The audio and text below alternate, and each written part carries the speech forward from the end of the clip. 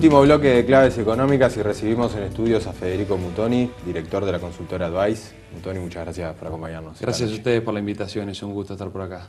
En 2016, vamos a analizar un poco los números y el mercado laboral en 2016.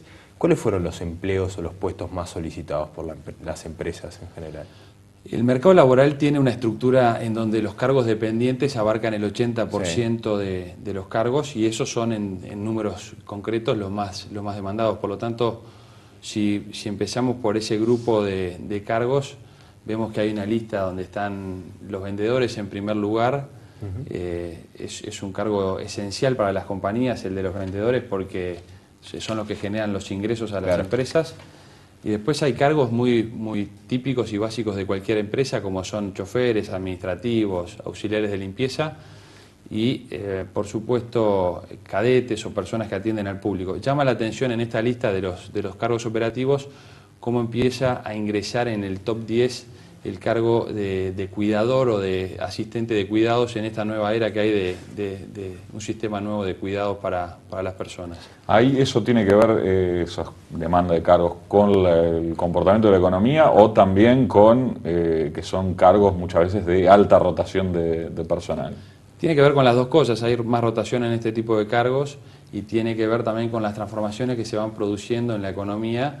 Por ejemplo, tenemos una población que se está envejeciendo y que va a vivir más años, entonces necesitamos más gente no solo para cuidar a esta población, sino también necesitamos más gente en la salud.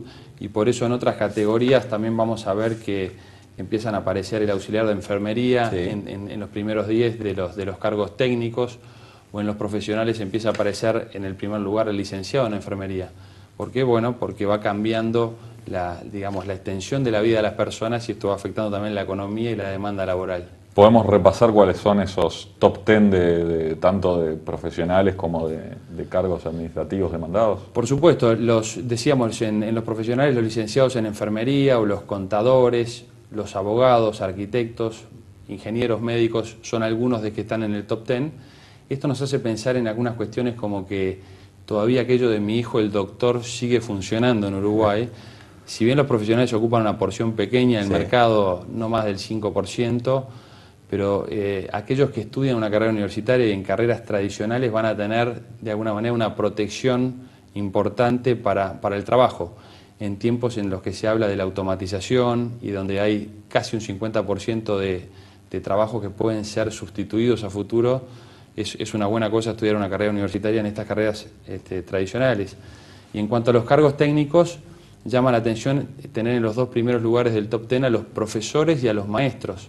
Esto nos habla, después por supuesto nos llama la atención el carpintero, algo que uno creía que ya no lo iba a ver nunca más en esos rankings, pero siguen existiendo, pero después mecánicos, técnicos, electricistas, etcétera.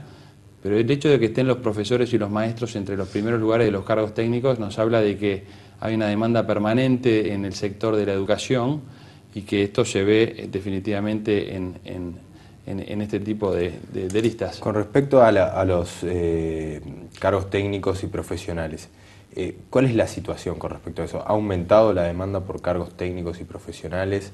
¿Es mayor el peso que tienen en el total de los trabajadores? Todas las categorías de cargos han sido menos demandadas en el año 2016 con respecto al 2015, eso en línea con lo que sucedió en lo que viene sucediendo en la economía en general, y por lo tanto esto no es ajeno.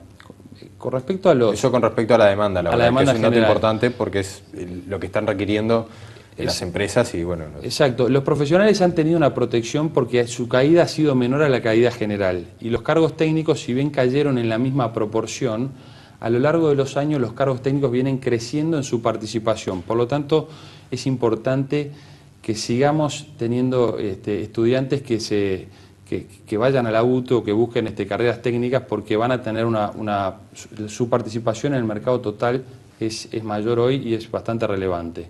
Y al mismo tiempo, la posibilidad de ser sustituidos en el futuro es menor. O sea, no es como aquellos cargos donde uno requiere mayor disposición física o tareas como atención de un teléfono o cargar datos, donde fácilmente van a ser sustituidos por máquinas o por robots o por automatismos.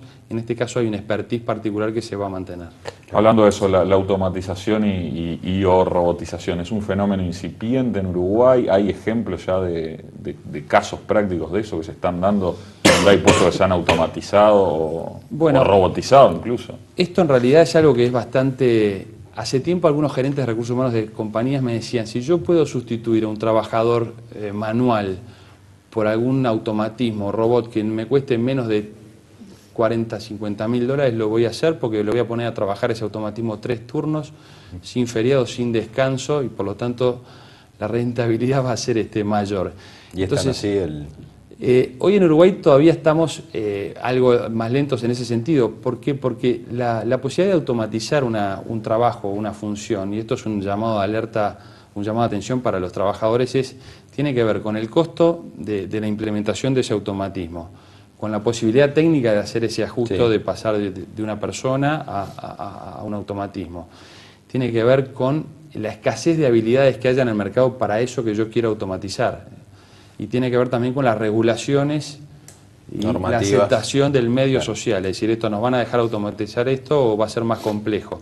Por lo tanto, yo lo que le recomiendo también a cada uno es que vea que tiene cierta posibilidad de que se automatice o se robotice su trabajo dentro de 10, dentro de 5, dentro de 15 años, que empiece a aprender cosas nuevas y que vea si está haciendo un trabajo demasiado rutinario que el día de mañana lo pueda hacer una máquina. Es un punto importante porque en la vida cotidiana uno ve continuamente cuestiones comerciales, por ejemplo, en la estación de nafta o en el peaje, que en otros países del mundo son cuestiones que el pago se hace de manera automática. Entonces, ¿cómo se incorporan esos hasta puntos, en los supermercados, se está viendo incluso ya en Uruguay, con cajas automatizadas que le permiten a uno directamente ir a pagar sin la necesidad de que esté el cajero. Claro. Exactamente. Es muy fácil encontrar hoy en Internet, en algunos sitios, donde se establece un estudio de qué posibilidades tiene mi trabajo de ser automatizado. Si está cerca del 90%, realmente hay que preocuparse y empezar a aprender habilidades nuevas. Por ejemplo, hoy las telefonistas o los centros de atención telefónica están entre arriba de un 90%.